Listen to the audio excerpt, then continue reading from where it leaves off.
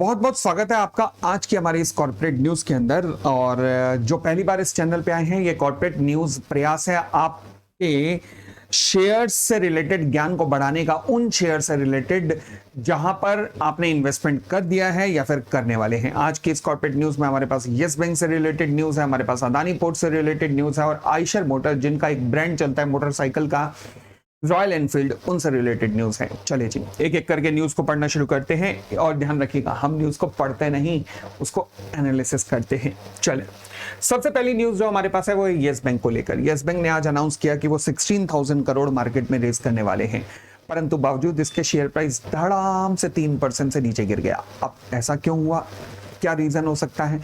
क्योंकि ये तो अच्छी खबर है कि अगर कंपनी मार्केट से पैसा रेज कर रही है। अब रीजन एनालाइज कीजिएगा। चलिए, 16,000 करोड़ कंपनी रेज करने जा रही है, जिसमें से 7,500 करोड़ होगा इक्विटी और बाकी का 8,500 करोड़ होगा डेट की फॉर्म में।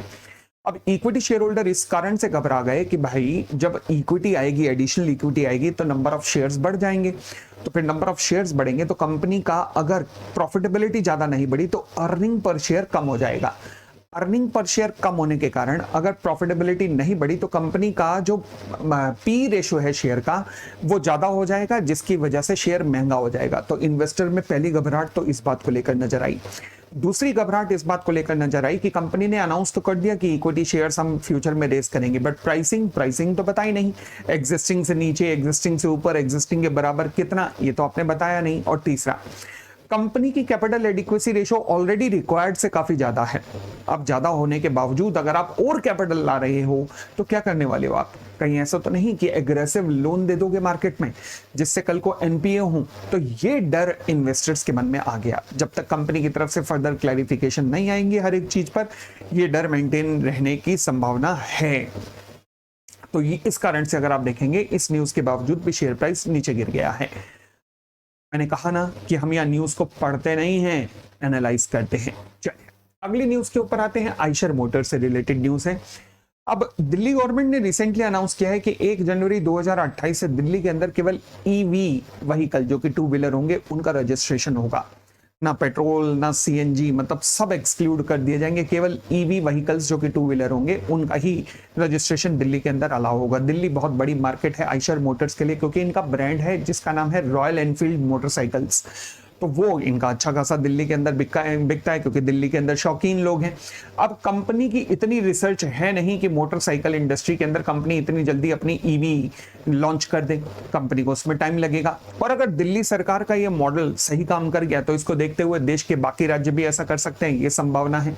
इस वजह से इन्वेस्टर आज घबरा गए और 6% जो है शेयर प्राइस नीचे गिर गया आयशर मोटर का। ठीक है जी, आइए तीसरी न्यूज पर आते हैं। तीसरी न्यूज है हमारे पास अदानी को लेकर। अदानी जो कि भारत का ऑलरेडी बहुत बड़ा पोर्ट मैनेज करने वाली कंपनी है, आज उन्होंने क्या किया, केरला के अंदर इनका एक विंझम पोर्ट है जहां पे 49% स्टेक स्विस कंपनी जिसका नाम है मेडिटेरियन शिपिंग कंपनी एमएससी, उसको 49% स्टेक बेच दी अपनी। 51% स्टेक अभी भी कंपनी के पास है, यानी कि कंट्रोल तो अभी भी अदानी के पास रहेगा। अब ये बहुत ही अच्छा स्टेप कहा जा रहा है, जिसकी वजह से अदानी के पोर्ट के शेयर प्राइस में आप पॉजिटिव मूवमेंट दिख रहे हैं। रीजन बीइंग कि अदानी जो ये पोर्ट ऑपरेट करते हैं, ये डीप सी पोर्ट है। डीप सी पोर्ट का मतलब क्या होता है? जहां पर दुनिया के सबसे बड़े बड़े समुद्री जहाज भी आकर डॉक कर सकते हैं, वो वहां पर सामान अपना उतार सकते हैं। अब अदानी का प्लान था कि इस पोर्ट का एक्सपेंशन करना है, यानी कि और ज्यादा बड़े लेवल पे इस पोर्ट को ऑपरेट करना है, ताकि बड़े बड़े जहाज एक साथ कई जहाज आकर यहां पर रुक सकें। और इसके लिए चाहिए था पैसा, तो इसलिए अदानी काफी टाइम से इस कंपनी के साथ में टच में थे और इस कंपनी को कंट्रोलिंग स्टेक अपने पास रखकर एक सर्टेन स्टेक इनके साथ बेचकर अब एक्सपेंशन किया जा रहा है। तो ये इन्वेस्टर्स को इसलिए ये न्यूज अच्छी लगी है। क्यों? क्योंकि ये काफी अच्छा एक्सपेंशन प्लान अदानी पोर्ट का माना जा सकता है। तो इसलिए शेयर प्राइस के अंदर पॉजिटिव मूवमेंट आपको नजर आ रहा है। दूसरी बात, जो एमएससी जो एफडीआई ला रहा है देश के अंदर, जो फॉरेन इन्वेस्टमेंट आएगी इस हिस्से को बेचने के कारण, वो अभी तक की पोर्ट इंडस्ट्री की सबसे हाईएस्ट एफडीआई भारत में आने वाली है। तो ये भी इस तरीके से भी एक अच्छी न्यूज मानी जा रही है।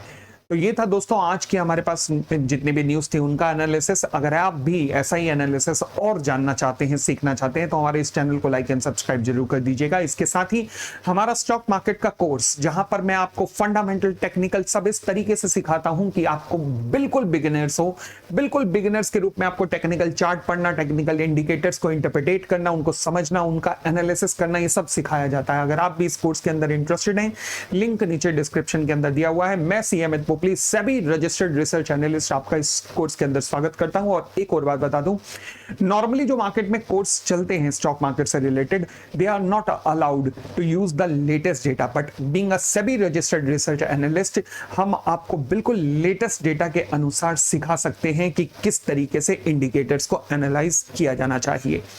Thank you, bye bye, take care.